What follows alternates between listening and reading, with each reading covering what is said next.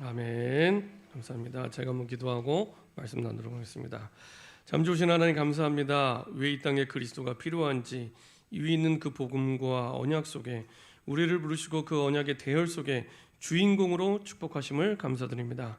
하나님, 날마다 시간마다 때마다 모든 상황 속에서 하나님 우리에게 약속하신 언약의 전달자여 또 남은 자의 축복과 응답을 누리는 증인 되게 하여 주옵소서.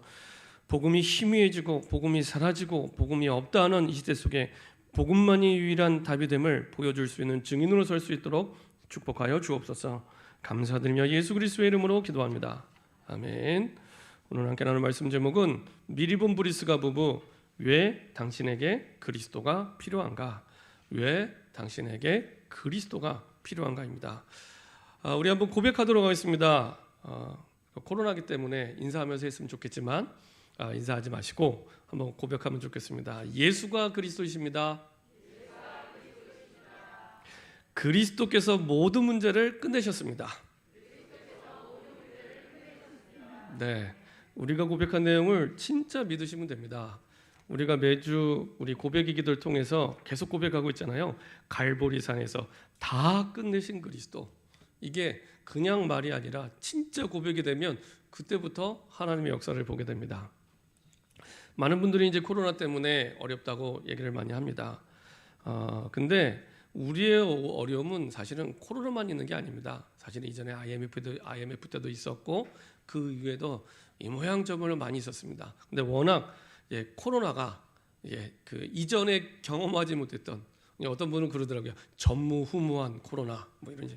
앞으로는 근데 코로나보다 더 이상한 바이러스가 날 가능성이 높은데 여튼 전무후무한 코로나 이렇게 얘기를 하는데, 이렇게 그 경험해보지 못했던, 한 번도 경험하지 못했던, 제가 생각해도 아이들이 이렇게 오랫동안 방학이 아닌데 집에 있었던 적도 없었던 것 같고요. 여튼 한 번도 경험하지 못했던 코로나이기 때문에 그런 것 같습니다. 근데 이제 중요한 이제 미래학자들이나 이런 분들을 하는 얘기를 들어보면 코로나도 문제지만 더 중요한 코로나 이유다. 이걸 뭐 준비를 해야 된다, 대비를 해야 된다 이렇게 얘기를 합니다. 네, 맞는 얘기죠. 여튼 그 코로나라는 문제만 보는 게 아니라 그 너머의 것을 준비해야 사실은 더 큰 어려움을 막을 수 있다 이렇게 얘기합니다. 근데 신앙에도 마찬가지입니다. 우리가 문제를 만날 때 대부분 문제를 만나면 힘들잖아요. 어렵잖아요. 그러다 보니까 문제만 바라보게 됩니다. 어떻게든지 이 문제가 끝나도록, 해결되도록, 이 문제만 끝나면 좀 살 것 같고 좀 나아질 것 같고 괜찮아질 것 같고 이렇게 생각을 하다 보니까 사실은 나빠서가 아니라 그 문제만 계속 쳐다보게 됩니다. 그걸 보고 문제에 잡혔다 이렇게 얘기합니다. 복음에 잡혀야 되는데 문제에 잡히게 됩니다. 그래서 그렇게 되면 우리의 신앙이 또 편협된 신앙으로 이렇게 흘러가게 되죠. 그래서 하나님께서는 그 문제만 바라보지 말고 그 문제 이전의 과거 그리고 오늘 그리고 먼 미래를 두고 우리의 모든 상황을 안 막으시고 허락하신 거거든요. 그렇다면 하나님의 중요한 계획이 있는데 그거 다 빼놓고 사실은 문제만 바라보게 됩니다. 그러면 사실은 세상 사람들이 아는 것처럼 문제 모양 그리고 문제 그 자체 거기에 매몰돼서 거기에 끌려가게 됩니다. 사람들이 사는 인생 속에는 5가지 재앙을 피할 수 없다고 얘기를 합니다. 그래서 그 재앙의 흐름 속에서 우리의 문제도 일어나게 된 거죠. 어떤 재앙이냐? 개인의 종망을 피할 수 없습니다. 그래서 히브리서 9장 27절에 있는 말씀대로 한 번 죽는 것은 사람에게 정한 것이요 그 후에는 심판이 있으리라 이렇게 말씀하고 있습니다. 그래서 그 누구도 뭐 아무리 훌륭하고 대단한 사람도 개인의 종말 죽음을 피할 수 없습니다. 그리고 두 번째로 시대의 종말입니다. 다니엘 2장 20절부터 21절에 보면은 아무리 강대국이라 할지라도 멸망받는 그날이 오게 됩니다. 이제 흥망성쇠가 있게 되죠. 흥할 때가 있으면 망할 때도 있고 그렇습니다. 그래서 시대의 종말 당연히 막을 수 없습니다. 피할 수 없습니다. 그리고 사건의 종말이 있습니다. 전도서 3장 1절부터 8절에 보면은 범사의 기한이 있고 천하 그 만사가 다 때가 있나니 이렇게 얘기합니다. 그렇죠? 범사에 일어나는 사건들에 대한 때가 있습니다. 그래서 일어날 때가 있으면 끝날 때가 있고, 시작할 때가 있으면 끝날 때가 있고, 뭐 태어날 때가 있으면 죽을 때가 있고, 범사의 모든 일이 때가 있다. 그래서 코로나 끝날 때 있습니다. 그렇죠? 사건의 종말입니다. 그리고 지구의 종말입니다. 베드로후서 3장 10절 12절 보니까 지구의 종말도 있습니다. 주의 날이 도둑같이 오리니. 그래서 어떤 분은 그런 얘기 하더라고요. 주님이 언제 재림하시냐? 사람이 제일 방심할 때 오는데 그때 온대요. 수요일 날, 그것도 비 오는 수요일 날 축구 경기가 있는 저녁 시간에 그때 오실 거다. 그래서 비 오는 수요일 날 월드컵 경기가 있는 저녁 시간에 예수님이 오시지 않겠나, 뭐 이런 이제 말씀 나누는 목사님이 계시는데, 그러니까 그 말은 이제 주의 날이 도둑같이 우리가 생각하지 못한 그때에 올 거다, 이렇게 얘기하기도 하고요. 그래서 지구의 종말, 사실은 뭐 우리가 믿든지 안 믿든지 반드시 있습니다. 그리고 영혼에 대한 종말도 있습니다. 마태복음 25장 41절 46절에 보면은 분명히 성경은 천국과 지옥에 대해서 말씀하고 있습니다. 아무리 똑똑한 사람이라도 사실은 뭐 본인이 믿든지 안 믿든지 천국과 지옥이 있습니다. 그래서 뭐 대화를 해보시면 됩니다. 정말로 지옥이 없으면 다행일 수준인데 있으면 가야 되잖아요. 그죠? 있으면 가야 됩니다. 만약에 천국이 없으면 뭐 그럴 수 있다라고 하는데, 진짜 천국이 있다면 사실은 이 땅에서만 천국 갈 기회가 있는데 많은 축복의 기회를 놓치고 사실은 죽음을 당하게 됩니다. 개인의 종말이 있기 때문에. 그렇죠? 그래서 진짜 천국이 있다면 사실은 우리에게 와 있는 모든 이 땅에서의 축복을 사실은 정말로 다 놓치고 사실은 끝내게 되죠. 그래서 천국과 지옥은 반드시 있습니다. 뭐 믿든지 안 믿든지 하나님께서는 성경으로 약속해 주셨습니다. 여기서 이제 중요한 것은 이제 개인의 종말인데요. 그것도 두 가지가 있다고 얘기를 합니다. 육신적인 종말과 그리고 영적인 종말. 그래서 육신적인 종말은 다 아시는 것처럼 죽음이라고 얘기를 합니다. 사람의 몸에서 영혼이 떠나가는 것을 얘기합니다. 그리고 영적인 종말은 죽음으로 끝나는 게 아니다라고 얘기를 합니다. 죽음 이후에 시간이 있습니다. 많은 사람들이 죽으면 다 끝나 이렇게 생각합니다. 그러다 보니까 많은 분들이 이제 너무 힘들고 어려우니까 막다른 골목에서 자살을 선택하게 됩니다. 왜냐하면 죽으면 그것도 고통도 끝난다고 믿고 있기 때문에 그렇습니다. 근데 성경은 그렇게 말씀하지 않습니다. 죽음 이후에는 영원한 세계가 있다라고 분명히 얘기하고 있고요. 죽음 이후에는 아까 말씀드린 대로 영원한 천국, 그냥 천국이 아니라 영원한 천국 아니면 영원한 지옥으로 가게 됩니다. 그래서 하나님께서는 이 땅에 사는 동안 이 영원한 비밀 속에 반드시 태어나면 죽는 인생의 종말, 그리고 영원한 종말을 두고 빠져나올 수 있는 길을 주셨는데 요한복음 3장 3절에 이렇게 말씀하고 있습니다. 그거 보고 거듭난다 이렇게 얘기를 합니다. 그래서 하나님이 주신 이 땅에 우리를 태어나게 하실 때 그 생명으로 태어나고, 그리고 다시 하나님이 주신 구원의 복음을 듣고 영적으로 태어나는 걸 거듭난다라고 얘기를 합니다.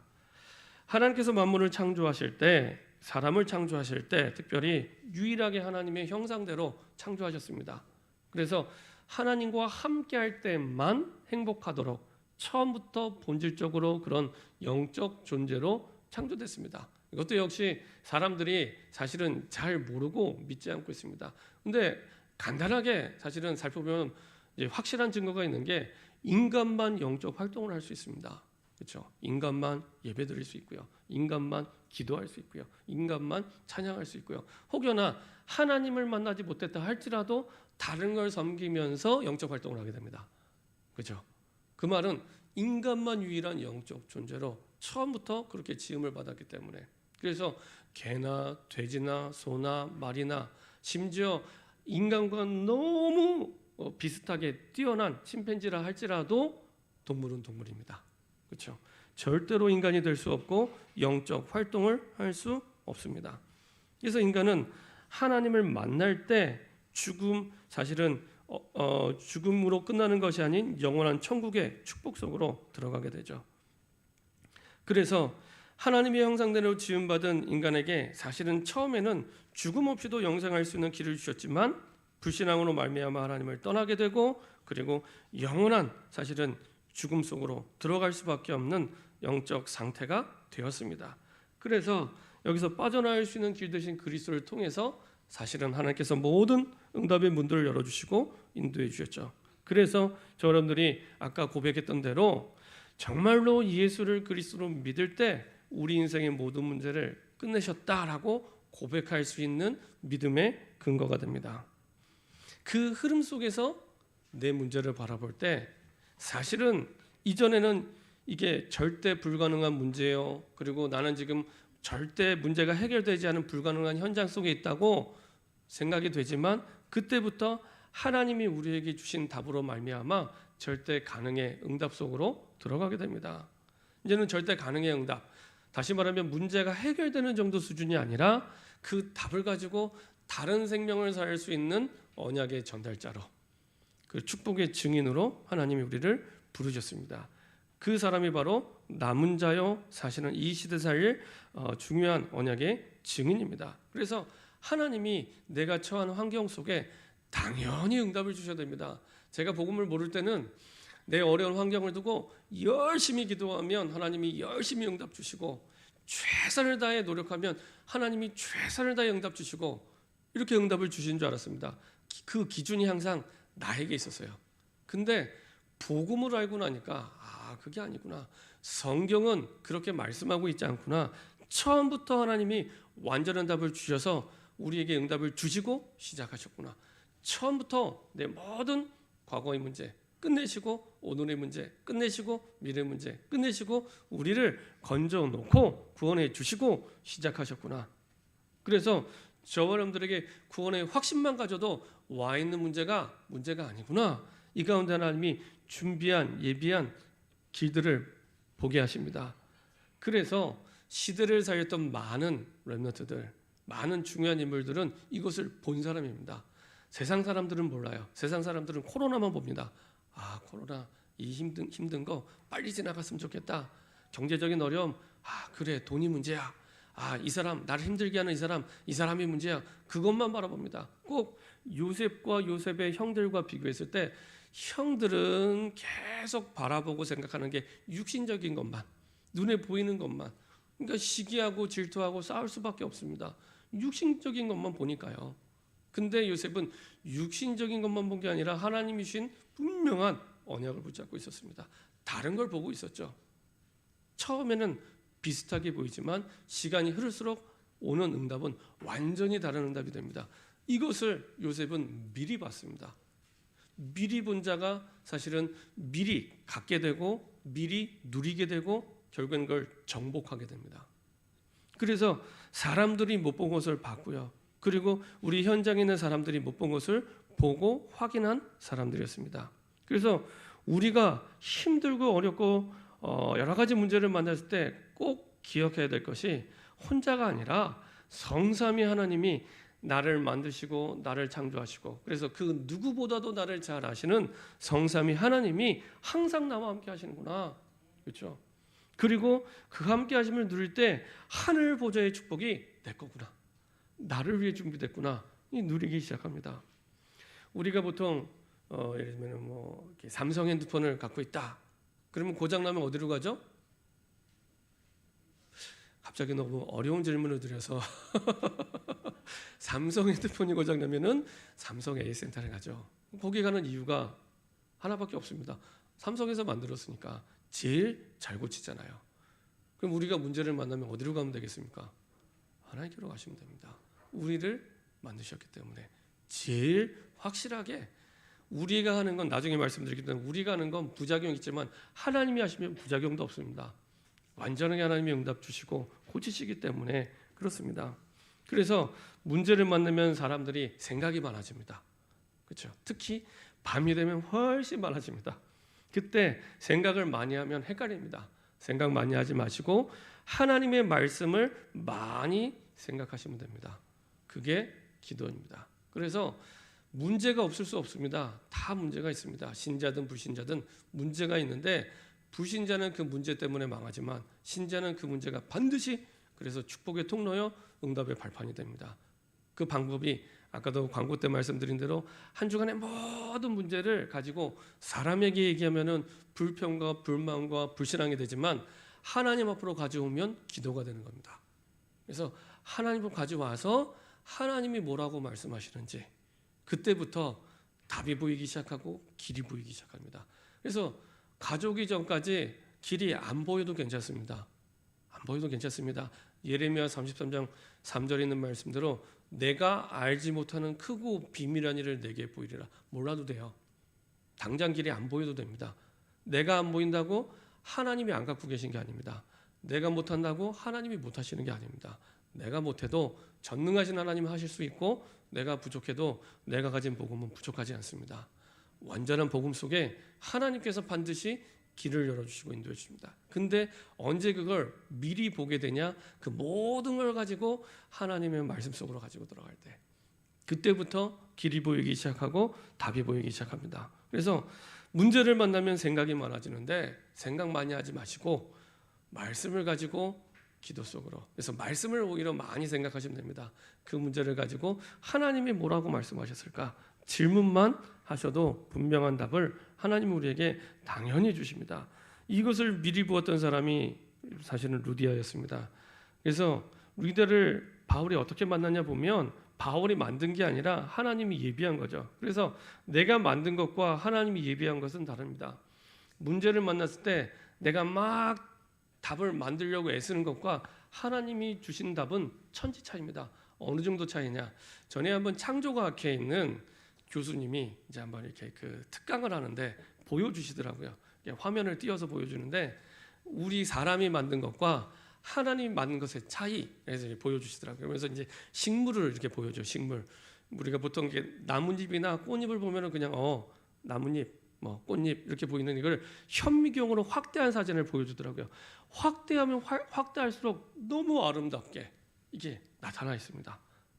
그 나뭇잎, 꽃잎이 확대하면 확대할수록 굉장히 규칙적으로 아름답게 딱 이 표현되어 있습니다. 야, 이게 하나님이 만드신 거구나. 근데 사람이 만든 거는 아무리 삐까번쩍하게 잘 만들어놔도 색칠을 예쁘게 해놔도 현미경을 보잖아요. 확대해 보면은 너무 지저분하게 이 사람이 만든 겁니다. 지금 옆에 꽃이 있잖아요. 하나님이 만든 게 아닙니다. 사람이 만든 겁니다. 비슷하게 보이지만 현미경을 놓고 보면은 완전히 다릅니다. 그렇죠? 확대하면 확대할수록 그게 여실히 드러나게 됩니다. 그렇죠? 문제도 마찬가지입니다. 문제가 왔을 때 하나님이 주신 답과 내가 막 해결하려고 하는 것과는 하늘과 땅 차이입니다. 그렇죠? 하나님이 주신 답과 내가 만든 것과는 다릅니다. 바울이 그럼 어떻게 응답으로 루디아를 만났습니까? 사도행전 16장 11절에 보면 기도하러 가다가 항상 시작은 기도 속에서 14절에 주께서 루디아의 마음을 여사 갑자기 바울이 그 사람을 만나서 마음은 여세요. 복음을 들으세요. 이렇게 얘기한 게 아닙니다. 주께서 루디아의 마음을 여사 하나님이 하셨죠. 15절에 이제 거기에 대한 이 준비된 예비된 루디아의 고백입니다. 나를 주 믿는 자로 알거든 내 집에 들어와 유하라. 그렇죠? 처음 바울을 만났는데 내 집에 들어와 유하라. 이렇게 얘기를 합니다. 이게 하나님이 완전하게 예비한 응답이죠. 사실은 이 11절, 14절, 15절로 사실은 빌립보 복음화를 위한 중요한 사역은 다 끝났습니다. 간단한 내용인데 한 지역 전체 복음화를 위한 중요한 사역이 이걸로 끝입니다. 그리고 제자를 찾고 다시 데살로니가 지역으로 바울은 넘어갑니다. 그래서 지난주에 이제 야손이라는 제자를 찾았죠. 역시 야손이라는 이 사람에게 다른 거 얘기하지 않습니다. 루디아에게 얘기했던 정확한 그리스도의 복음을 얘기합니다. 그래서 여러 가지 일어나는 사건과 문제에 대한 내용을 얘기한 게 아니라 답이 되신 그리스도, 이 땅에 이 데살로니가 땅에 왜 그리스도가 꼭 필요한지, 그리스도가 아니면 안 되는지 거기에 대한 이유 있는 정확한 성경적인 복음을 말씀을 가지고 증명했습니다. 그때 여기에 반응한 야손이 이제는 이 데살로니가 지역을 책임지는 제자로 서게 되죠. 어느 정도로 확실하게 복음을 받았냐? 바울 대신 감옥에 갈 만큼. 그렇죠? 그 얘기는 이 사람이 지금 힘든 일 겪고 있으니까 도와줘야겠다 그 차원이 아니고 자기가 감옥에 행복하게 가도 될 만큼의 복음의 가치에 눈이 열린 겁니다. 그래서 거기에 대한 분명한 답을 가지고 인도받았죠. 그리고 다시 이제 넘어와서 이제 고린도 지역에 오게 됩니다. 역시 고린도 지역에도 하나님이 영원전부터 준비한 그리고 영원한 축복의 증인이 되는 제자를 준비해 놓고 기다렸습니다. 그 주인공이 누구냐? 브리스가와 아굴라죠. 브리스가는 원래 정식 이름이 원래 브리스가입니다. 우리는 브리스길라로 많이 알고 있는데 브리스길라는 이제 애칭입니다. 애칭. 정식 이름은 브리스가고요. 그 이름의 뜻은 늙다. 그래서 이제 그 이름에서 나온 이제 그 의미가 뭐 작은 노부인 뭐 이런 의미도 있는데 중요한 것은 이 브리스가는 로마 사람입니다. 특별히 많은 학자들이 이 사람은 로마의 명문 가문의 사람이다라고 얘기를 합니다. 그래서 실제로 그 당시에 로마에는 브리스가라는 명문 가문이 있었다고 얘기를 합니다. 그래서 그 명문 가문의 사람이다. 브리스가는 이방인입니다. 유대인이 아니라 이방인입니다. 자, 그리고 남편이 된 아굴라입니다. 아굴라는 독수리라는 뜻인데요. 이 사람도 역시 이 원래 예루살렘 출신이 아니라 소아시아 본도 태생의 유대인입니다. 유대인인데 직업이 뭐냐? 장막 제조업자였습니다. 브리스가는 원래 장막 제조업을 하는 사람이 아니었습니다. 사실은 이제 그 로마의 명문 가문의 사람이었죠. 그러면 사실은 이런 장막업을 하는 사람은 아니었는데 아굴라를 만나면서 함께 일하게 됩니다. 그래서 사실은 많은 학자들이 그런 얘기합니다. 그 굳이 비유하자면 이제 그 평강공주와 바보온달처럼 원래는 귀한 그 명문 가문의 출신이 브리스가가 복음을 받고 나서 이제 교회에 출석하게 됐는데 그때 아굴라를 만나서 이제 같이 결혼하게 돼서 가정을 이루게 됐다라고 얘기를 합니다.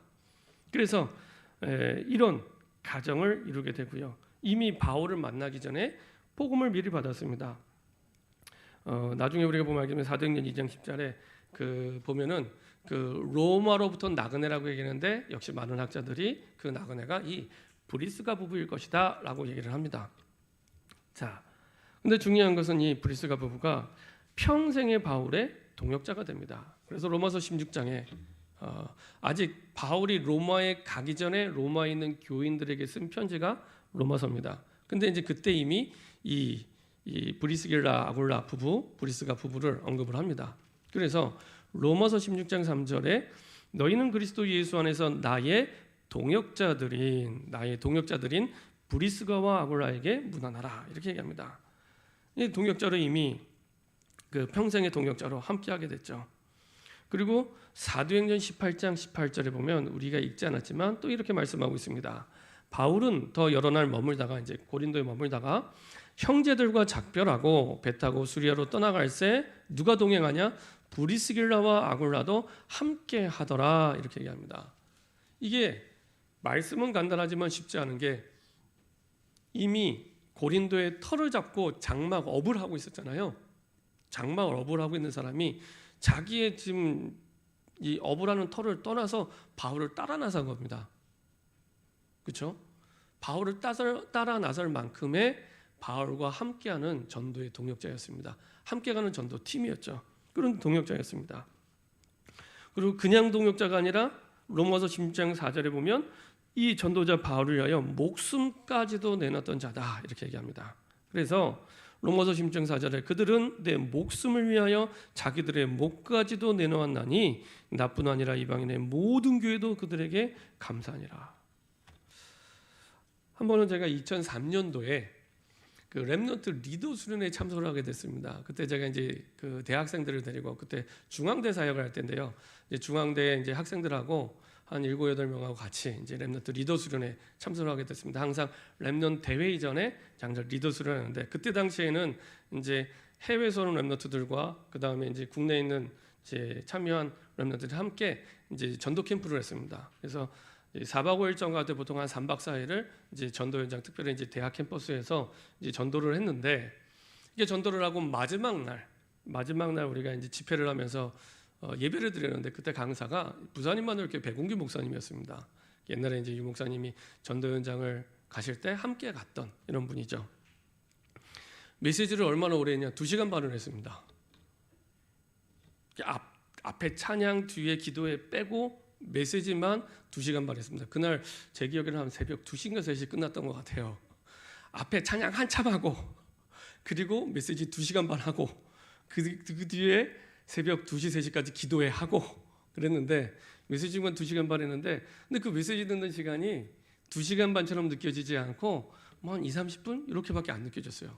그만큼 이제 영적 분위기가 굉장히 좋았습니다.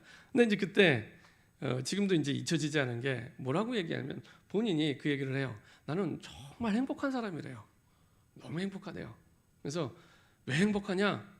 내가 목숨을 걸어도 좋을 복음의 스승을 만났기 때문에 나는 너무 행복한 사람이다. 얘기를 하는 거예요. 그리고 복음 때문이라면 나와 함께 갈 수 있는 동역자를 만났기 때문에 너무 행복하다는 거예요.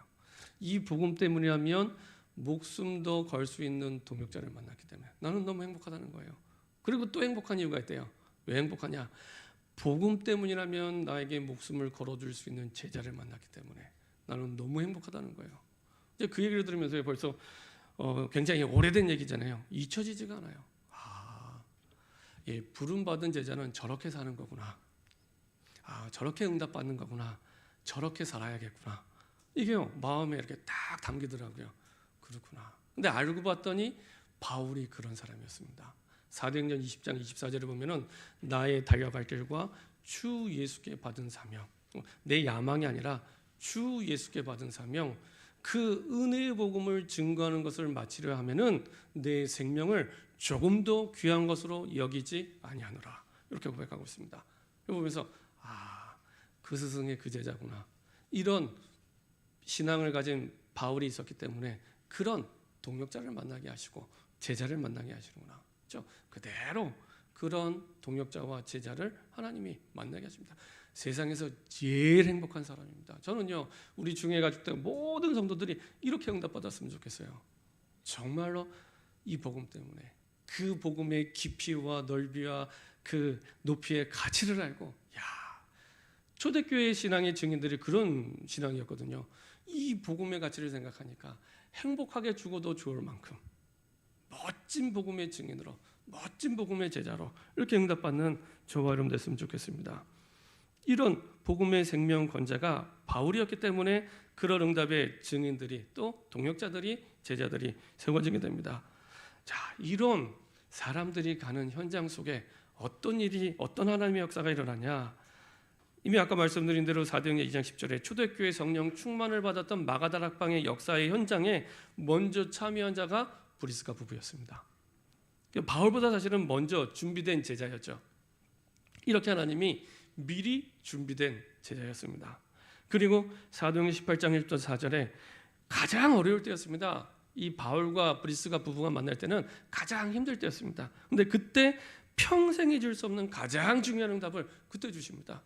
우리가 18장 1절에 이렇게 말씀하고 있습니다. 그 후에 이렇게 말합니다. 그 후에 바울이 아덴을 떠나 고린도에 이르러 이렇게 얘기합니다. 그 후에라는 말은 바울이 사실은 빌립보 지역을 거치고 데살로니가를 거치고 사실은 고린도로 바로 온 게 아니라 중간에 한 군데를 더 거쳤습니다. 그 지역이 그리스 철학으로 유명한 아테네 지역이었습니다. 바울이 갔을 그때도 사실은 완전히 철학적인 도시였습니다. 그래서 이 현장에서 그 눈높이에 맞추어서 얘기를 하려 하다 보니까 정확한 복음보다는 좀 더 철학적인 지혜로운 말로 이 사람들에게 복음을 전해야겠다라고 생각을 했던 것 같습니다. 그래서 그런 지혜로운 말로 여러 가지 철학적인 지식을 가지고 이제 복음을 증거했던 거죠. 근데 중요한 것은 이 현장에서는 제자를 찾지 못하게 됩니다. 제자를 찾지 못하고 이제 이 고린도 지역으로 넘어가죠. 전도에는 실패가 없는데 가장 전도가 안 된 경험을 하고 많은 고민을 안고 고린도 지역으로 오게 됩니다. 그리고 브리스가 부부도 마찬가지입니다. 아까 말씀드린 대로 브리스가는 로마의 시민권을 가진 귀족 가문, 명문 가문 출신이라 사실은 로마에 있어도 됩니다. 근데 이제 중요한 건 남편 아굴라죠. 아굴라는 유대인이기 때문에 이때 당시에 이 원래 유대인들과 그다음에 복음을 받은 이 유대인들 사이에 여러 가지 일들과 다툼과 어려움이 있었다고 합니다. 그래서 아예 황제가 칙령을 내려서 다 나가라 유대인들은. 그래서 어쩔 수 없이 사실은 이 브리스가도 남편을 따라 추방이 돼서 쫓겨나서 오게 된 지역이 고린도 지역입니다. 사실은 가장 힘들 때죠. 로마에 다 터전을 잡고 잘 살고 있었는데, 그리고 거기에 귀족 출신이잖아요. 잘 살고 있었는데 모든 걸 내려놓고 사실은 떠나야 되는, 그래서 온 지역이 고린도 지역입니다. 이때 사실은 바울과 브리스가 부부가 만나게 됩니다. 가장 어려울 때, 가장 힘들 때, 저 여러분들이 복음만 하는 게 맞다면 가장 어려울 때, 가장 힘들 때 하나님의 가장 중요한 응답이 딱 예비되어 있습니다. 많은 사람들이 코로나 때문에 힘들어하고 어려워하지만 사실은 우리에게는 더 중요한 게 하나님이 막으실 수 있었는데 왜 코로나를 허락하셨을까? 그 이유를 찾는 게 가장 중요합니다. 그래야지 이 코로나 시기가 힘든 시기, 어려운 시기, 고통받는 시기, 이게 아니라 평생에 잊을 수 없는 응답의 전환점이 되는 시기, 이렇게 우리가 먼 훗날 믿음의 고백을 하게 됩니다. 그래서 하나님의 반드시 숨겨진 뜻이 있습니다.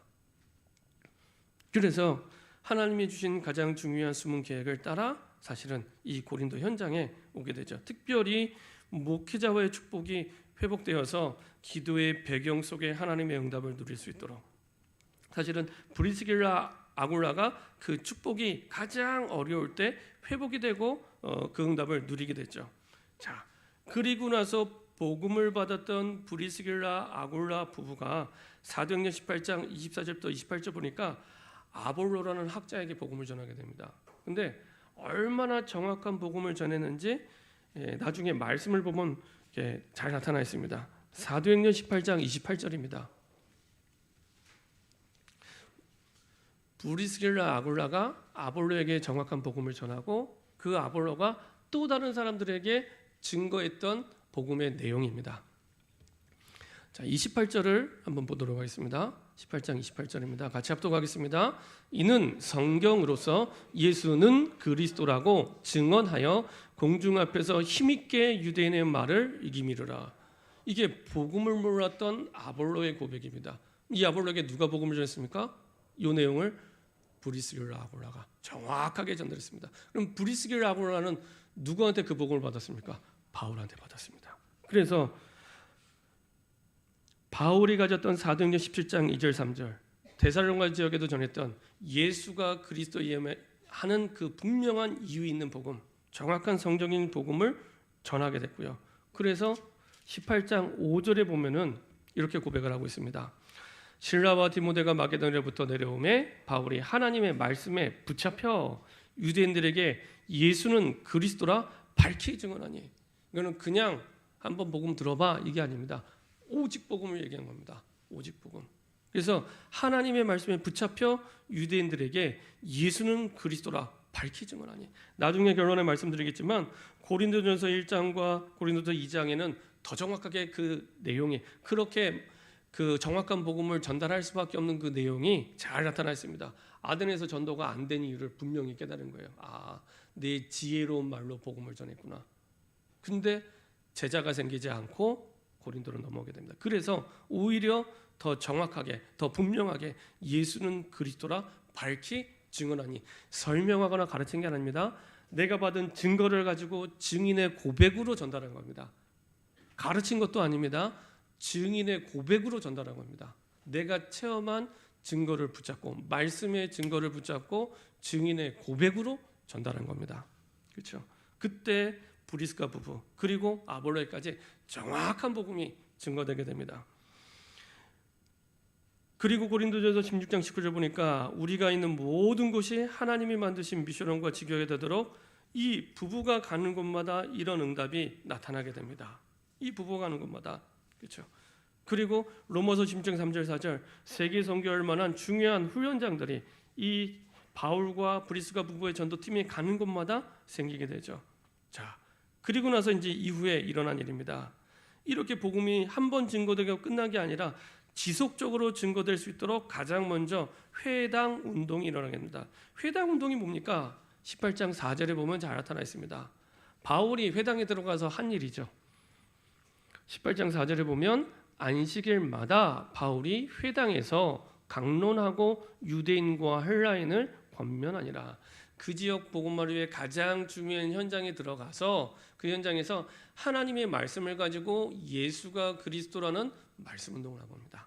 그걸 보고 회당 운동 이렇게 얘기합니다. 그래서 그것도 한 번이 아니라 안식일마다 매주 지속적으로 얼마만큼 했습니까? 18장 11절에 보면은 1년 6개월을 머물며 이렇게 얘기했습니다. 1년 6개월 동안. 데살로니가 지역에서는 3주를 머물고요. 이제 고린도 지역에서는 1년 6개월 동안 머물면서 말씀 운동을 하게 됩니다. 이렇게 되면 어떻게 됩니까? 이제는 한 지역 전체를 살리는 지교회 운동이 일어나게 됩니다. 그래서 고린도전서 16장 19절에 보면은 이렇게 말씀하고 있습니다. 한 교회가 아니라 아시아의 교회들이 이렇게 합니다. 이제 구석구석 이렇게 복음 운동하는, 이렇게 생명 살리는 운동을 하는, 이렇게 말씀 운동을 하는 교회들이 일어나게 됩니다. 그리고 역시 마찬가지로 고린도 교회도 그런 교회였고요. 그래서 가는 곳마다 이런 일들이 일어나게 되죠. 자, 우리가 18장 10절, 사도행전 18장 10절에 보면은 조금 더 정확히 그 내용이 나타나 있습니다. 10절에 보면 이렇게 말씀하고 있습니다. 내가 너와 함께 있음에 어떤 사람도 너를 대적하며, 이거는 하나님이 이제 바울에게 주신 말씀입니다. 대적하여 해롭게 할 자가 없을 것이니, 그 말은 지금 계속 전도 현장마다 핍박을 받았거든요. 그래서 이제 그런 말씀을 주시는 겁니다. 그러면서 하신 말씀이 이는 이 성중에 내 백성이 많음이라 하시더라. 이 말은 브리스길라 아골라 그 부분만 두고 복음 받은 게 아니란 얘기입니다. 이 성중에 하나님께서 복음 운동, 말씀 운동할 때는 항상 지역 중심으로 내가 사는 지역을 향한 하나님의 계획을 가지고 먼저 나를 부르신 겁니다. 그렇죠? 그리고 먼저 부른 사람을 통해서 하나님은 말씀 운동, 생명 운동, 그냥 말씀 운동이 아니죠. 그 지역 전체를 살기 위해 생명을 살리는 말씀 운동입니다. 이게 구역 예배랑 다른 부분입니다. 구역 예배랑, 그렇죠? 그래서 구역 예배는 이렇게 순회하면서 교제 중심으로 이렇게 쭉 하잖아요. 근데 이 말씀 운동, 복음 운동은 시간과 장소를 분명히 정하고, 불신자를 살려야 되기 때문에 시간과 장소를 정하고 그 지역 전체를 살리기 위한 방향을 두고 한 생명을 살리는 겁니다. 단순히 이 한 사람이 예수님 영접하고 그 얘기가 아닙니다. 지역 전체를 바라보고 생명을 살리는 말씀 운동을 하는 걸 보고 사실은 이 회당 운동이다 얘기하고, 그런 운동을 하는 그런 교회를 지교회 운동이라 얘기합니다. 이런 교회가 구석구석. 그러면 하나님이 내가 사는 지역에 우연히 어쩌다가 하나님 부르신 게 아닙니다. 우리의 가정, 우리의 집이 가장 정확하게 하나님과 방향과 하나님의 방향과 맞으려면 이대로 응답을 받으시면 됩니다. 이게 성경적인 우리 가정을 향한, 그리고 내가 사는 곳, 내가 일하는 곳을 향한 하나님의 계획입니다. 그렇죠? 그대로. 특별히 로마서 16장 5절에 한번 보도록 하겠습니다. 로마서 16장 5절에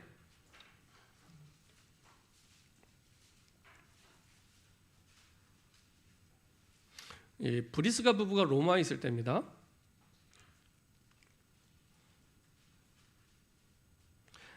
한 목소리 합독하겠습니다. 로마서 16장 5절입니다. 로마서 16장 5절입니다. 같이 한 목소리 합독하겠습니다. 또 저희 집에 있는 교회에도 문안하라. 내가 사랑하는 에베느에게 문안하라. 그는 아시아에서 그리스도께 처음 맺은 열매니라. 자, 여기서 또 저의 집에 있는 교회가 어딜까요? 또 저의 집에 있는 교회, 앞부분의 3절 4절이 브리스가 부부에 대한 내용입니다. 다시 말하면 로마에 있는 브리스가의 집을 얘기하는 겁니다. 근데 그 자기 집을 교회로 제공한 겁니다. 로마에 있을 때도 자기의 집을 교회로, 그 지역을 로마를 살리는 교회로 제공을 하고 이미 교회 응답을 그 지역에서 받고 있었죠.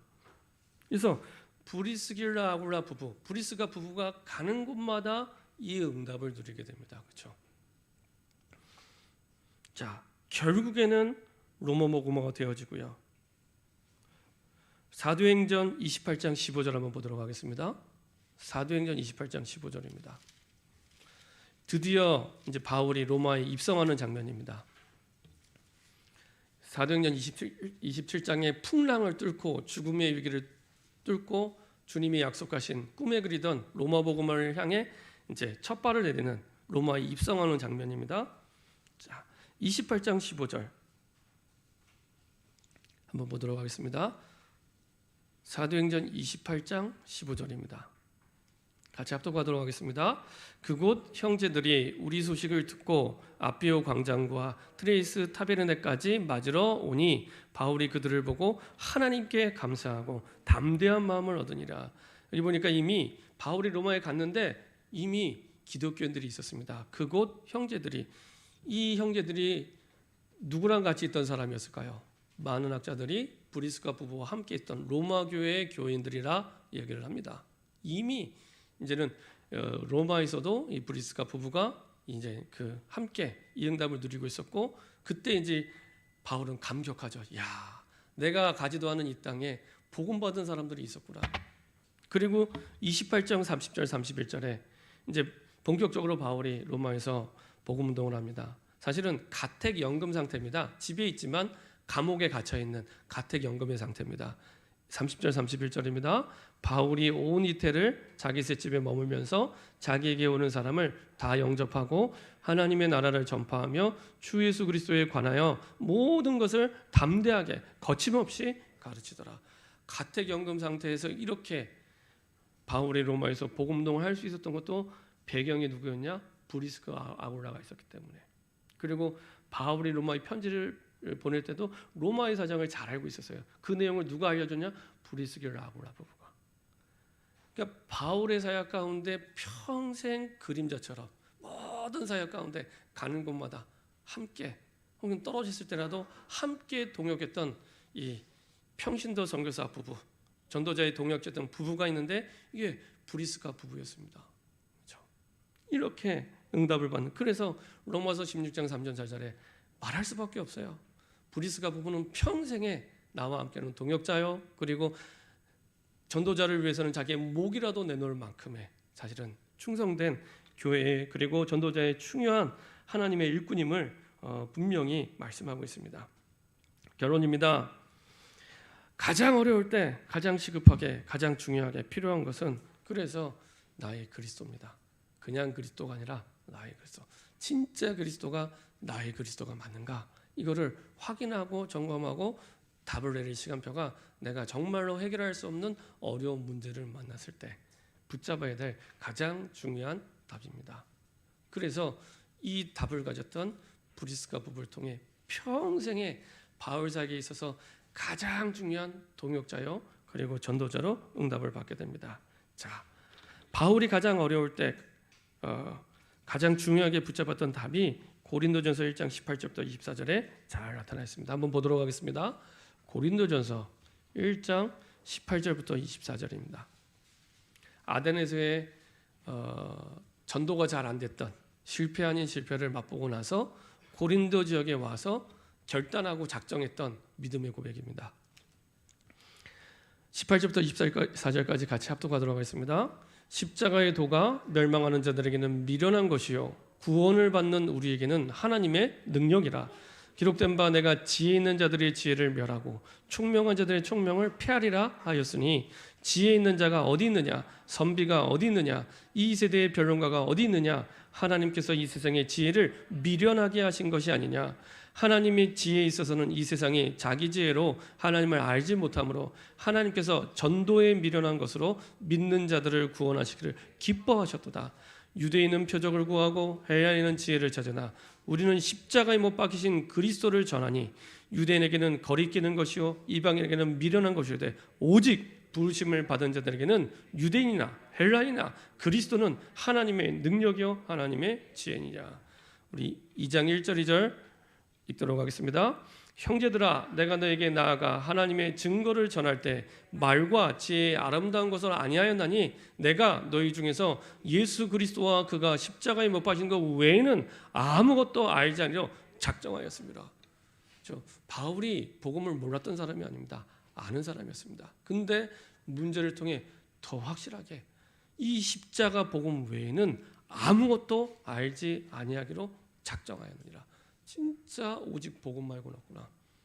여기에 대한 나의 복음, 나의 그리스도, 여기에 대한 분명한 답을 이루는 중요한 시간표를 주신 줄 믿습니다. 이렇게 응답받는 저와 여러분 되기를 소원합니다. 기도하겠습니다. 하나님 감사드립니다.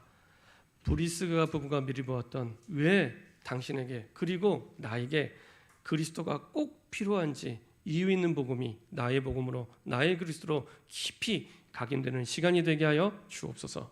감사드리며 예수 그리스도의 이름으로 기도합니다. 아멘. 찬송가 93장 하나님께 찬양 드리겠습니다.